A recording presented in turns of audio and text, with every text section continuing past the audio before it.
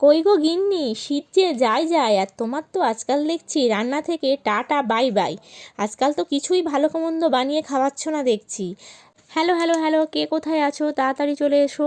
তো আজকে ছেলের বায়না নয়, ছেলের বাবাই বায়না ধরলো ভালো মন্দ খাওয়ার জন্য। তো এমন কথা বললে আমি আর কি থাকতে পারি? ঠান্ডায় ঠক ঠক করে কাঁপতে কাঁপতে রান্নাঘরে এসে দাঁড়াই। তারপরে আর কি, গ্যাসটা জেলে দিয়েই কড়া বসিয়ে দিলাম, আর এইদিকে সবজিগুলো সব কেটে নিলাম।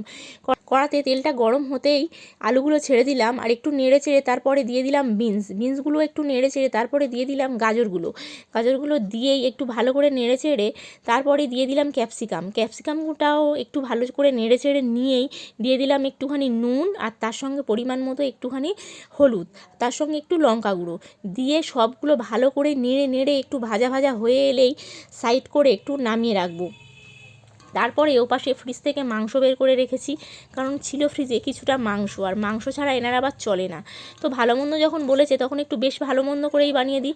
তারপরে ওই পাশে ভাজাটাকে সাইড করে নামিয়ে রেখেই এপাশে কড়াতে আবার একটু তেল দিয়েই কুঁচো কুঁচো করে মাংসগুলোকে একটু নেড়ে চেড়ে ভাজা ভাজা করে নিলাম, সঙ্গে একটু সয়া সসও দিয়ে দিয়েছিলাম। তারপরে আবার কি, ভালো মন্দ যখন বলেছে সব রকম খরচা তো করেই ছাড়বো। তারপরে আবার একটু ওটাকে নামিয়ে রেখেই তেল দিয়ে 2-4টে ডিম ভেজে নিলাম। তারপরে সবগুলোকে একসঙ্গে মিশিয়ে একটুখানি দুটো ম্যাগি মশলার প্যাকেট ফটাফট কেটে দিয়ে দিলাম, দিয়ে একটু ভালো করে নেড়ে চেড়েই এরকমভাবে সার্ভ করে দিলাম। তো কর্তা আমার খেয়ে বেজায় খুশি। তো তোমাদের কেমন লাগলো জানিও কিন্তু। Tata bye bye.